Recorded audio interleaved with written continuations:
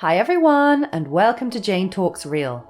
It's Trek Tuesday, where I'll be talking about and reviewing an episode of the original series, The Next Generation, Voyager, Deep Space Nine, or Enterprise. Today, I'm looking at Rascals, from The Next Generation's 6th season.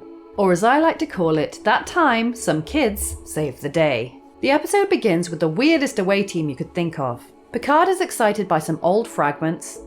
Is this ship even moving? And Keiko has some nice plants as a souvenir. Worf hails to say there's a distress call coming in from another away team, but the shuttle gets stuck in a blue thingy. Jump around! Jump around! Riker orders O'Brien to beam them all aboard, but notes the weight has dropped. I may have lost one of them. Dude, could you sound any less enthused? One of those people is your wife!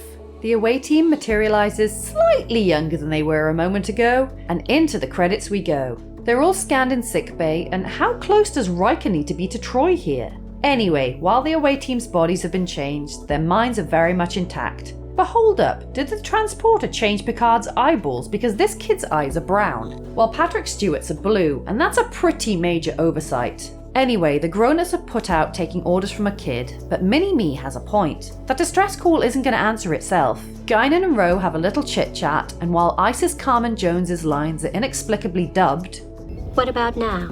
You're not in that camp anymore?" She's such a convincing mini Guinan that she played Whoopi Goldberg's younger self in Sister Act that very same year. No one on the bridge wants to take orders from this kid, but he assures them that he is the captain, even though he says his own name weirdly. Captain Picard. Even Data has reservations, which makes no sense. He's an android, and Beverly drags Picard off to his ready room. Even though there's zero evidence, Beverly thinks Picard's mind is going to be affected and he should step down. So he does, without much resistance. Ro is bored, so Guinan suggests they play, but she doesn't want to, and Miles is seriously not okay with having a 12-year-old for a wife. Molly, of course, doesn't recognize Keiko, which makes her sad, so O'Brien tells her they'll figure it out. Troy visits Picard, who says he can't take himself seriously in his current state, and she makes things worse by telling him that if he's stuck like this forever, some people will think it's weird. Thanks, Troy. She then goes on to say that he probably should either go back to the academy or leave Starfleet until he grows up enough to be captain again.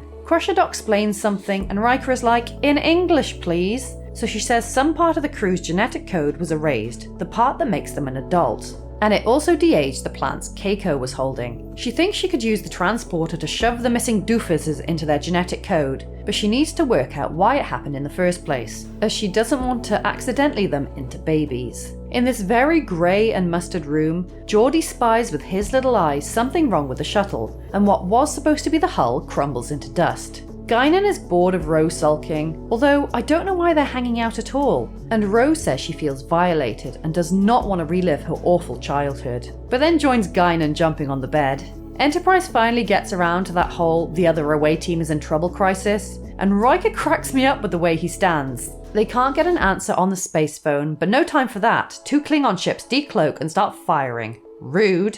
Enterprise gets its ass handed to it, and heavy casualties are reported, and holy crap, this ship has 42 decks? They detect intruders, and a Ferengi grabs Picard and rushes him away. The Ferengi attack the bridge and shoot Worf. Tuck and roll! And Riker deactivates command functions on the bridge, as the Ferengi orders all the grown-ups to be beamed down to the planet. What is this expression? Picard wants to overthrow the ship, but Guinan points out that they're not going to have a tactical advantage at 4 foot high.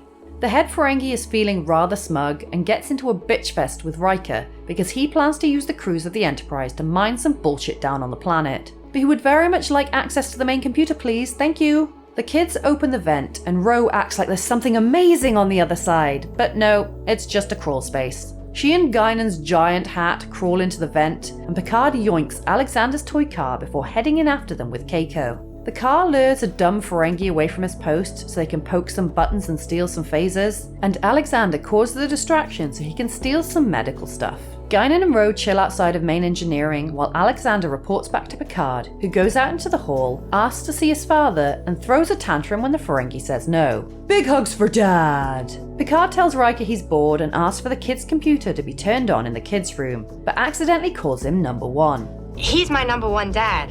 Yes, he is, John Luke. Yes, he is. Captain Ferengi Face decides to use this familial tie against Riker and threatens to kill all the kids unless he gives them control of the computer. So he agrees and looks like a sad puppy. Riker turns the computer back on and gives a long-winded, complicated and obviously bullshit explanation as to how to use it. While he's blowing the Ferengi's brain, he feeds computer access through to Picard, who transports a Ferengi behind a force field, while Guinan and Ro stick comm badges onto the backs of 2 more, and they're transported too. Alexander straight up hands a comm badge to the guard outside the door, and he goes, and Keiko hyper-sprays another in the hall. That just leaves the 2 bridge Ferengi, one who gets taken out by Riker, and the other...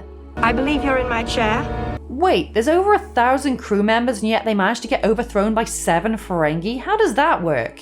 We get a voiceover saying the Ferengi are in custody and the away team that sent the distress call are all better now, so Beverly and O'Brien work on fixing the crew. Here, Captain, you go first. It works, but aw, no more hair. A newly restored Guinan goes to see Ro, who admits that she kind of enjoyed being a child again, so they put off the procedure to do some colouring. This is quite a fun little episode that doesn't take itself too seriously, which I appreciated. The younger versions of the female characters really sold it, but there was something about David Birkin's portrayal of young Picard that just didn't work. Maybe it's because he'd already played Picard's nephew in a previous episode, maybe it's because his eyes were blatantly the wrong colour, or de-aging him meant he had hair, or maybe it's because Patrick Stewart has such an iconic voice, but something didn't sit right and I found it rather distracting. I appreciate that outside of the captain, the other characters affected were not main cast, so it gave time for character development for the characters we don't see as much. The 3 ladies had such different things to deal with, Keiko not being recognised by her own child, and her marriage being on the line if it's not reversible. Guinan being so old her childhood was such a long time ago and she wants to reclaim it, and Ro having such a traumatic childhood that she doesn't want to do it again. I've never been a big fan of the Ferengi as they tend to come across rather one-dimensionally at times, but they serve their purpose in this episode. I like the interactions between young Picard and Riker, the friendship that Ro and Guinan develop because of the ordeal, but the part I really appreciated, because I always find the next gen overly complicated with its technobabble, is the ridiculous instructions Riker gives to the Ferengi about how to use the computer and his response to it. That definitely got a laugh out of me. So there you have it. That was Rascals. If there's an episode of Star Trek you'd like me to cover, pop it down in the comments below or come say hi on social media. If you enjoyed this video, then please hit that like button, it really does mean a lot, or consider subscribing if you want to be assimilated into my channel. Thank you so much for watching, I'll speak to you soon, and live long and prosper.